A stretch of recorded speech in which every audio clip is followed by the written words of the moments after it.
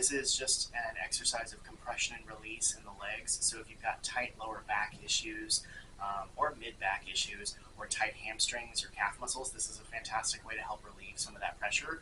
So what you will do, and you can use any kind of blanket, I've just got this little yoga blanket here.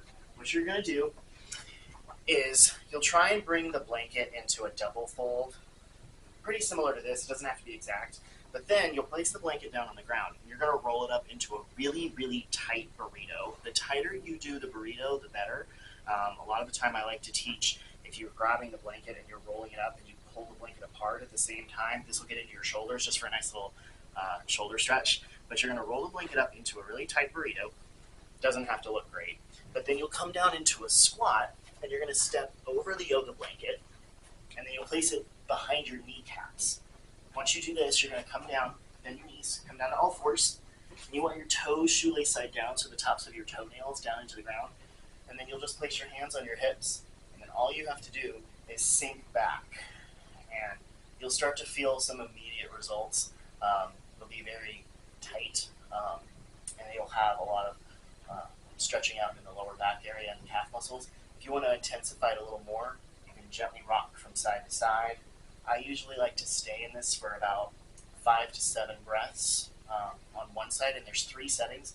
The first one is right behind the kneecaps, but then when you're ready to go to the second setting, you shift forward. All you're going to do is roll the blanket down a couple inches to mid-calf, so to the thickest part of your calf muscles, and then just the same thing as before. Just sitting up nice and tall, you can rock from side to side, just hang out here for 5 or 6 breaths. And just notice one side is always going to be tighter than the other. But then the last one, you roll it down to just above your ankle. You want it right above your ankle. You don't want it on the actual ankle bone. And then just go from side to side. On the third setting, there is a variation.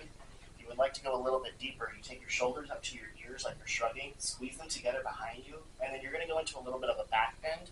You just come back onto your fingertips, and then from here, you'll take your hips up to the sky just an inch or 2, and then give your butt a little squeeze. This is going to get into your glutes and your hamstrings, your inner thighs, your calf muscles, all of the good stuff. But I do this every day. I recommend doing it for 2 or 3 minutes, however often you'd like.